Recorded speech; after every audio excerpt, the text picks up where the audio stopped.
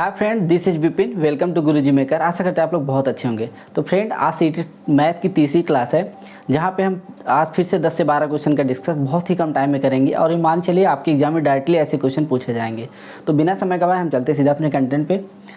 तो सबसे पहले ऐसे क्वेश्चन आपको देखने के एग्जाम में 100% मिलेंगे और ऐसे क्वेश्चन एग्जाम में आते हैं, बहुत आसान होते हैं, लेकिन होता क्या है, लैंग्वेज प्रॉब्लम की वजह से हमसे गलत हो जाती है। तो गलतियां ना हो इसके लिए हम इस क्वेश्चन की प्रैक्टिस कर लेते हैं पहले से ही। तो दिया है इतना प्लस इतना और इतना के योग में क्या जोड़ा जाए कि परिणामी संख्या 2,49,637 प्राप्त हो जाए। तो क्वेश्चन में सिर्फ इतना समझने की बात है कि इसमें ऐसा क्या जोड़ दें कि इसके बराबर हो जाए। तो पहला तरीका ये है कि हम तीनों को जोड़ के इसमें माइनस कर लें, तो हमारा सबसे आसान तरीके से ये पता चल जाए कि क्या है। तो जैसे करना क्या होगा, इसमें इन तीनों को जोड़ के माइनस कर लेंगे तो हमें ये पता चल जाएगा कि अब क्योंकि इसमें क्या ये दे दिया कि क्या जोड़ा जाए कि इतना प्राप्त हो। तो क्या जोड़ा जाए, इस ये कैसे पता चला कि इन तीनों को जोड़ के हम इसमें से घटा दें तो हमको पता चल जाएगा। तो सबसे पहले क्या करेंगे, इन तीनों को हम यहाँ पे ऐड करेंगे, यहाँ पे सेपरेटली। तो क्या हो जाएगा, 35,550 प्लस 91091 प्लस 65376। इसको हम सबसे पहले ऐड करते हैं। ऐड करने क्या हो, 67 हो जाएगा यहाँ पे। उसके बाद 9 5 14, 14 7 21, 2 कैरी हो जाएगा, 5 3 8 2 10, हासिल 1, 5 5 10 1 11 1 12, हासिल 1, 9 6 15, 15 3 18 1 19। तो इतना तुम्हारे पास टोटल आ गया। अब कह रहा है कि इसमें क्या जोड़ा जाए कि हमें ये संख्या प्राप्त हो जाए। अब यहाँ पे 2,49,000 है और यहाँ पे 1,92,000 है, तो क्या जोड़ा जाए। तो हम क्या करेंगे, इसमें से अगर इसको माइनस कर दें तो हमको एग्जैक्ट वैल्यू पता चल जाए क्या जोड़ा जाए। तो क्या करेंगे, हम यहाँ पे 2,49,637 में से 1,92,017 को माइनस कर देंगे तो हमको पता चल जाए क्या यहाँ पे जोड़ा जाए, क्या घटाया जाए। तो 7 में 7 गए 0 हो जाएगा, 3 में से 1 गए तो 2 हो जाएगा और यहाँ 6 का 6 आ जाएगा। उसके बाद 9 में से 2 गए 7 आ गया, 14 में से 9 गए 5 आ गया और यहाँ पे इतना हो गया, 0 हो गया। तो अब यहाँ पे क्या ऐसा जोड़ा जाए कि संख्या इतनी प्राप्त हो। तो ऑप्शन में आप देख सकते हैं, यहाँ पे आप ऑप्शन बी आपका राइट आंसर हो जाएगा। बहुत आसान क्वेश्चन था, विद इन 10 सेकेंड आप इस क्वेश्चन को कर सकते हैं और बहुत ही बेहतर तरीके से यहाँ पे हमने समझाया आपको। अगर आपको समझ में आए तो थोड़ा सा फिर से रिवाइंड करके देख लेंगे तो चीज़ें समझ में आ जाएंगी। ठीक है, अब इस क्वेश्चन की बात करें। देखिए, बहुत ही आसान क्वेश्चन है, दिया कि निम्नलिखित भिन्न में से सबसे बड़ी और सबसे छोटी भिन्न कौन सी होगी, कि आपको ये बताना है। तो इसके लिए हम आपको अपने पहले वीडियो में बहुत ही बेहतर कॉन्सेप्ट बताए हैं न्यूमरेटर अपॉन डिफरेंस का, जहाँ से आप आसानी से इस क्वेश्चन को कर सकते हैं। तो उसको हम फिर से यहाँ से आपको बताएंगे ताकि आपको, अगर आप वो वीडियो आप ना देखें तो आपको यहाँ समझ में आ जाए। अब जैसे मान लो पहला 1/2 है, तो ये क्या है, इसको अंश बोलते हैं, इसको हर बोलते हैं, ये तो सबको पता होगा। इंग्लिश में इसको न्यूमरेटर बोलते हैं, इसको डिनोमिनेटर बोलते हैं। तो अब कोई भी भिन्न होगी या कोई भी फ्रैक्शन होगा उसको न्यूमरेटर अपॉन डिनोमिनेटर में हम रिप्रेजेंट कर सकते हैं। तो यहाँ पे न्यूमरेटर अपॉन डिनोमिनेटर के जगह पे हम न्यूमरेटर अपॉन डिफरेंस का यूज़ करेंगे। बस इतने में आपका क्वेश्चन सॉल्व हो जाएगा और बहुत ही आसान तरीके से। आपको झंझट ये नहीं कि भाग दें गुणा करें, कुछ नहीं, बहुत सिंपल तरीके से आप यहाँ पे कर पाएंगे। न्यूमरेटर अपॉन डिफरेंस, तो पहला क्वेश्चन यहाँ पहले भिन्न देखें तो न्यूमरेटर 1 है और डिफरेंस इनका कितना है, 1 है, इसको ऐसे ही रख देंगे। फिर देखिए इसका न्यूमरेटर कितना 1 है और डिफरेंस कितना 2 का है, तो इसको ऐसे छोड़ देंगे। इसका न्यूमरेटर कितना 4 और डिफरेंस कितना 1 है। इसका न्यूमरेटर 5 और डिफरेंस कितना 1 है। इसका न्यूमरेटर कितना 3 है और डिफरेंस कितना 1 है। बस अब बताओ, अगर आपको ये चीज़ दे दिया जाए, अब आपसे पूछा जाए कि सबसे बड़ा और सबसे छोटा, तो आपको बताने में कितना समय लगेगा। और अगर आप यही भाग करते हैं या गुणा करते हैं तो आपको बहुत ही टाइम लगेगा और बहुत ही कैलकुलेटिव होने के साथ साथ वहाँ पर रिस्क आपका रहेगा कि आप सही होगा कि गलत होगा। तो इस तरह से आप यहाँ कर सकते हैं। तो सबसे छोटी भिन्न यहाँ पे कौन सी हो जाएगी, यहाँ पे 1/1 वाली, मतलब 1/2 सबसे छोटी ये हो जाएगी। और सबसे बड़ी की बात करें तो ये हमारे यहाँ पे कौन सी हो जाएगी, सॉरी सबसे छोटी ये हो जाएगी 1/2 वाली। तो यहाँ पे क्या हो जाएगा 1/3, ये सबसे छोटी हो जाएगी। और सबसे बड़ी क्या होगी 5/1, मतलब 5/6 वाली। तो ये क्या हो जाएगी सबसे छोटी और ये सबसे बड़ी हो जाएगी। कितने आसान तरीके से आप यहाँ पे कर सकते हैं। तो ये तो इस क्वेश्चन में दिया था, लेकिन कभी कभी क्वेश्चन में असेंडिंग और डिसेंडिंग ऑर्डर में लगाने के लिए कह दिया जाएगा, तो अब भी बहुत आसान है। क्या करेंगे आप, असेंडिंग और डिसेंडिंग ऑर्डर में मान लेते हैं, हम यहाँ पे इसको असेंडिंग ऑर्डर में लगा रहे हैं। असेंडिंग ऑर्डर लगाने के लिए सबसे छोटी यहाँ पे भिन्न कौन सी हमारी है 1/2, तो यहाँ पे 1/3 आ जाएगा। उसके बाद कौन सी है, ये है, तो कौन सी आ जाएगा यहाँ पे 1/2। उसके बाद क्या आएगा, ये है 3/4। उसके बाद कौन सी है, ये है 4/5। इसके बाद कौन सी है 5/6 है। तो कितने आसान तरीके से हम इस न्यूमरेटर अपॉन डिफरेंस की मदद से इस क्वेश्चन को कर लिए। ना कोई गुणा करने का झंझट, ना कोई भाग और ना ही कोई रिस्क रहेगा। यहाँ पे 100% आपका क्वेश्चन आंसर मतलब आपका सही आएगा। अब हम चलते हैं अपने अगले क्वेश्चन पे। अब इस क्वेश्चन की बात करें, इस क्वेश्चन में दिया है कि गौरव ने स्टेशन ए से बी तक की दूरी 20 किलोमीटर 237 मीटर तय किया। मतलब 20 किलोमीटर और 237 मीटर तय किया स्टेशन ए से बी तक जाने में। उसके बाद कह रहा फिर स्टेशन बी से सी तक जाने में 32 किलोमीटर और 355 मीटर तय किया। इसके बाद वह सी से डी तक जाने में 43 किलोमीटर और 458 मीटर दूरी तय किया। गौरव कुल कितनी दूरी तय किया? अब बहुत ही आसान क्वेश्चन है, लेकिन ज़रा सीधा उधर हुआ सॉरी, तो आपका क्वेश्चन यहाँ पे गलत हो जाएगा। इसके लिए सबसे आसान तरीका, पूरी दूरी तय करना है तो पूरी दूरी जितनी यहाँ ट्रेवल किया है वो, इसको आप यहाँ पूरा लेके ऐड कर दीजिए। तो सबसे पहले यहाँ पे स्टेशन ए से बी तक जाने में कितनी दूरी तय किया था वो 20 किलोमीटर और 237 मीटर। तो इसको एज इट इज हम लिख देंगे ताकि कोई दिक्कत ना हो। फिर बी से सी तक जाने में कितना दूरी तय किया वो 32 किलोमीटर 355 मीटर। उसके बाद सी से डी तक जाने में कितनी दूरी तय किया 43 किलोमीटर 458 मीटर। बस इसी तीनों दूरी को आपको ऐड करना है। बस ये आपको ध्यान रखना है कि मीटर वाले के नीचे मीटर रहेगा, किलोमीटर किलोमीटर, ताकि आप कंफ्यूजन ना करें। अब देखिए यहाँ पे क्या हो जाएगा, 7 5 12 8 20 हासिल 2, 5 5 10 3 13 2 15 हासिल 1, 4 3 7 2 9 1 10 हासिल 1। उसके बाद कितना हो जाएगा 3 2 5 1 6। उसके बाद 4 3 7 2 9। तो यहाँ पे इतनी किलोमीटर और इतना मीटर दूरी गौरव टोटल तय किया है। ए से बी तक जाने में, बी से सी तक जाने में और सी से डी तक जाने में 96 किलोमीटर और 50 मीटर दूरी गौरव ने तय किया। ये आपका राइट आंसर हो जाएगा। तो देख सकते हैं कितना आसान तरीके से इस क्वेश्चन को आप कर सकते हैं। लेकिन यही होता है कि एग्जाम में इतना प्रेशर रहता है कि हम ऐसे सिंपल क्वेश्चन भी गलत कर दें। तो ऐसी गलती ना हो, तो ऐसी प्रैक्टिस आप यहाँ पर करते हैं। और अब हम चलते हैं अपने अगले क्वेश्चन पर। इस क्वेश्चन की बात करें, आप देखिए कि शिखा ईंट खरीदने गई। ईंट का मूल्य 2500 रुपये प्रति हज़ार था। मतलब 1000 ईंटों की संख्या 25 रुपये थी। तो एक ईंटों की संख्या कितनी हो जाएगी 25 रुपये हो जाएगी, 2.5 रुपये हो जाएगा, सॉरी 2.5 रुपये हो जाएगा। उसके बाद क्या दिया, अगर उसके पास 4000 रुपये है तो वह कितनी ईंट खरीद सकती है। अब आप सिंपल समझ लीजिए, अगर 1000 ईंटों की संख्या यहाँ पे कितनी है 2500 है, तो एक ईंट की संख्या कितनी हो जाएगी 2.5 रुपये हो जाएगी। और 4000 रुपये अगर उसके पास हैं तो कितनी ईंट खरीदे जा सकते हैं, ये पूछा आपसे।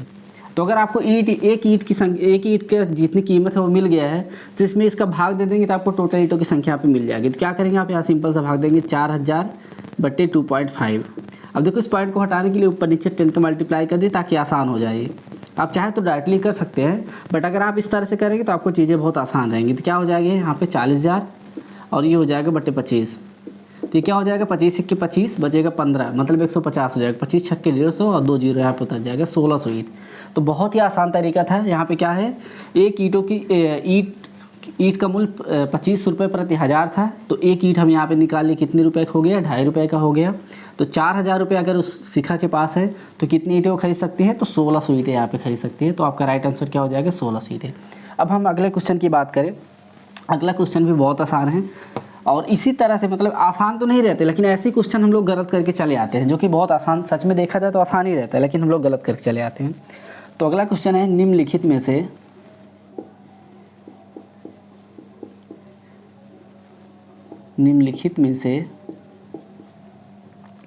कौन सी संख्या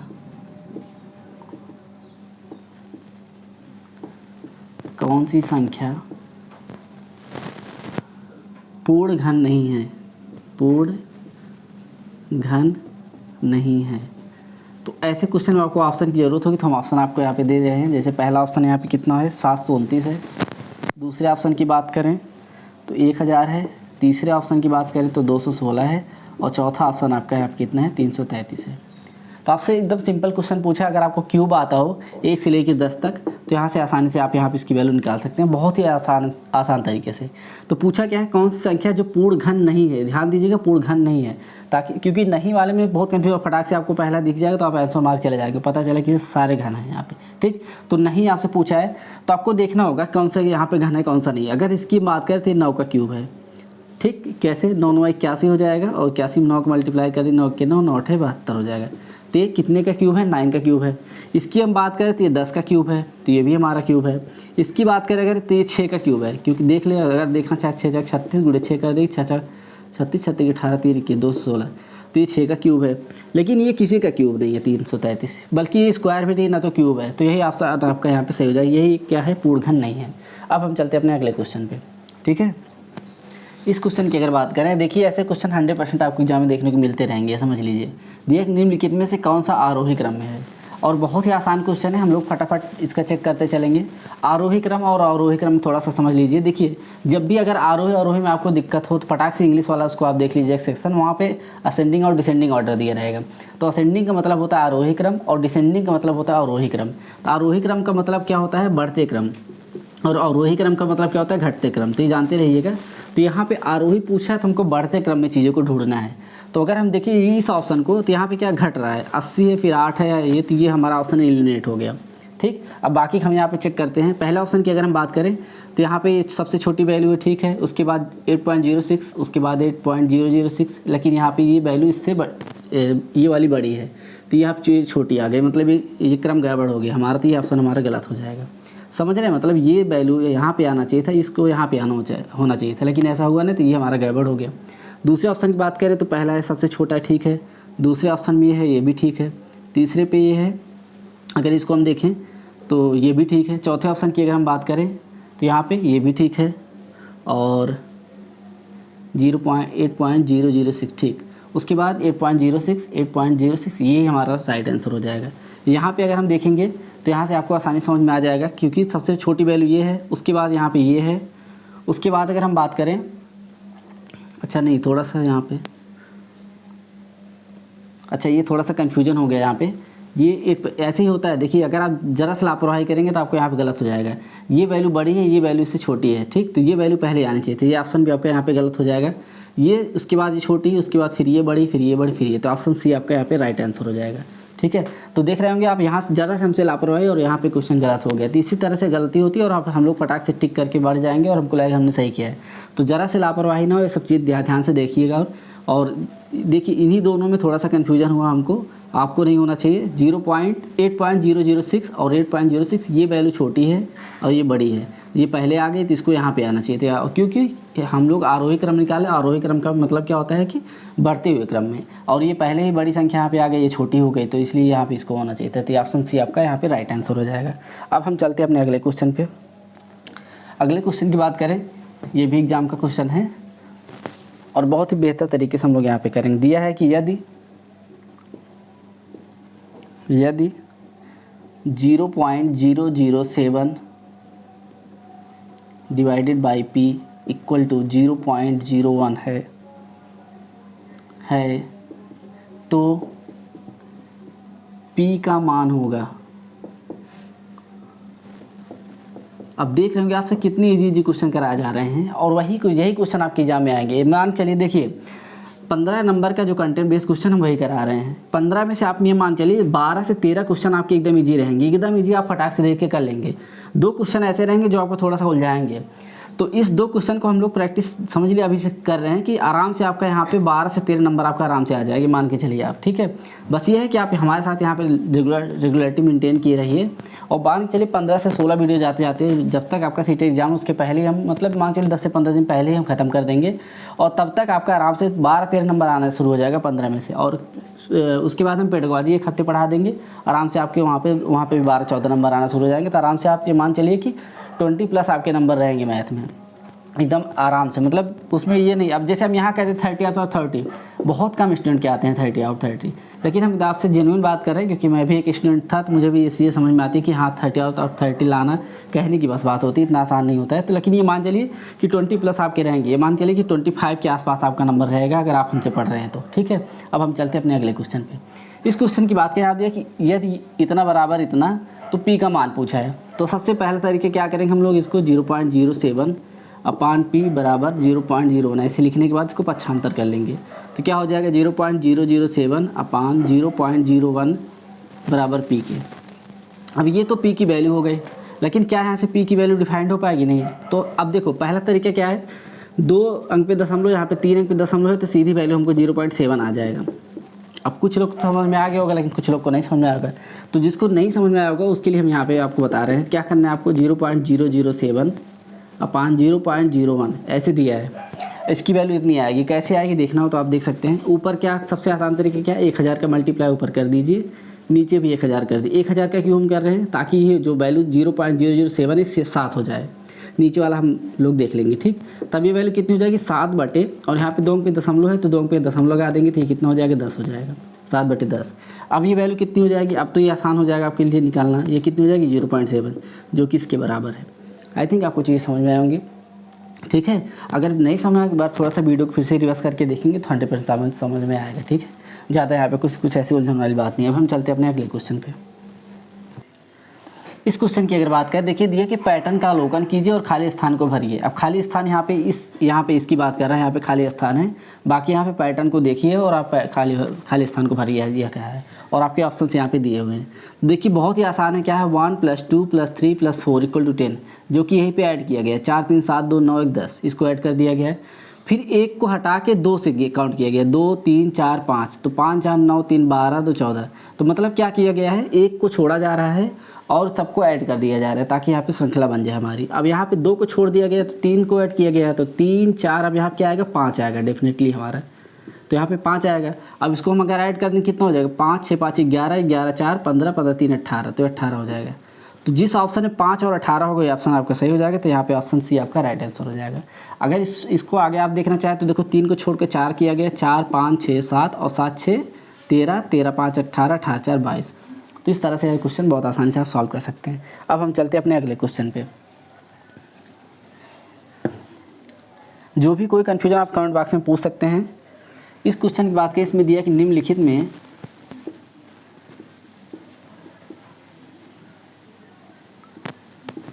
में कौन सा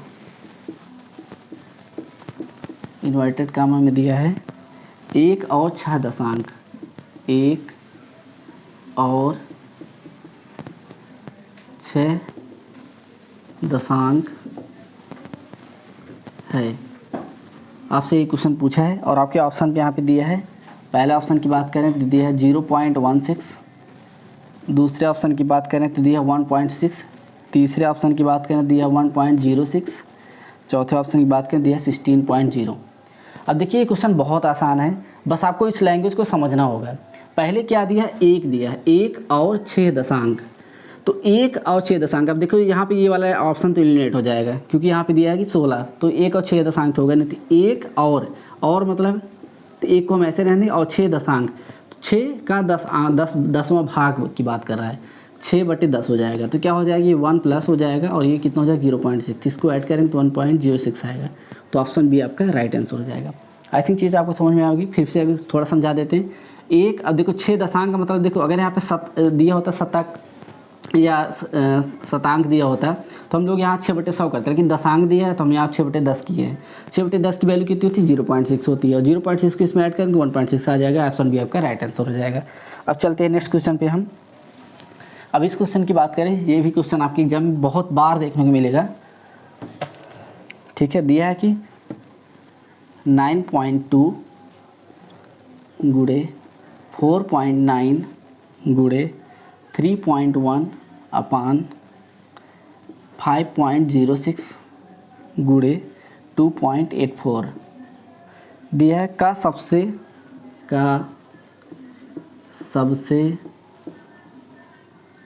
उत्तम सन्निकट क्या है। ऑप्शन ए आपका यहाँ पे दिया है 9 गुणे 4 गुणे 3 बटे 5 गुणे 2। ऑप्शन बी की बात करें 9 × 5 × 3 डिवाइडेड बाई 5 × 2। सी की बात करें 9 × 5 × 3 डिवाइडेड बाई 5 × 3। ऑप्शन डी की बात करें 9 × 4 × 3 डिवाइडेड बाई 5 × 3। अब देखिए सन्निकट मान की बात कर जब किया रहा तो सबसे मतलब आपको यहाँ पे देखने देखो सिंपलेस्ट फॉर्म इसको आपको बनाना है। तो 9.2 की अगर हम बात करें तो इसका सबसे सन्निकट वैल्यू कितनी आएगी, 9 आएगी, ठीक। तो 9 वाला मिल गया हमको, इस यहाँ सब में 9 है, ठीक, उसके बाद क्या दिया है 4.9, 4.9 को हम 5 लिख सकते हैं क्योंकि ये 4.9 मतलब 4.9 के आसपास है, तो हम इसको 5 लिख सकते हैं। तो यहाँ पे ये वाला ऑप्शन यहाँ पे 4 है तो ये हमारा होगा नहीं, ये हो सकता है, ये हो सकता है, ये होगा नहीं। अब 2 ऑप्शन हमारे पास बचे हैं। तीसरे ऑप्शन की बात करें, तीसरे यहाँ 3.1 दिया तो इसको हम 3 लिख सकते हैं, तो इसमें भी 3 है, इसमें भी 3 है, सॉरी ये तो हमारा ख़त्म हो गया, इनसे हमें मतलब ही नहीं है, इसमें भी 3, अभी ये दोनों हो सकते हैं सही। अगली बात करें यहाँ पे जी 5.06 दिया है, तो 5.06 को हम लोग क्या लिख सकते हैं 5 लिख सकते हैं, तो इसमें भी 5 दिया, इसमें भी 5, तो अभी दोनों हो सकता है। इसमें क्या है 2.84 दिया है, अब 2.84 की वैल्यू आसपास देखा जाए तो ये 3 के बराबर है, तो इसमें 3 है नहीं, तो ऑप्शन भी आपका गलत हो गया, ऑप्शन सी आपका राइट आंसर हो जाएगा। तो यहाँ तक आपको चीज़ें थी, आई थिंक आपको चीज़ समझ में आएगी। फिर भी कोई कन्फ्यूजन हो तो कमेंट बॉक्स में हमसे ज़रूर पूछिएगा। और ये मान के चलिए अगर आप हमारे साथ बने हैं तो आपको इतना भरोसा दिलाता हूँ 10 से 12 वीडियो जाते जाते आपको इतना भरोसा हो जाएगा कि हाँ अब मेरा यहाँ पे जो कंटेंट बेस्ड 15 नंबर क्वेश्चन आते हैं इसमें आपके आसानी से 12-13 क्वेश्चन बन पा रहे हैं। ठीक है, फिर भी कोई कन्फ्यूजन हो तो मैं बार बार कह रहा हूँ, कमेंट बॉक्स में आप हमसे ज़रूर पूछिएगा। ठीक है, तो ऐसे बेहतर और अच्छे कंटेंट के लिए हमारे साथ बने रहें, हमारे चैनल को सब्सक्राइब करें। थैंक यू, जय हिंद।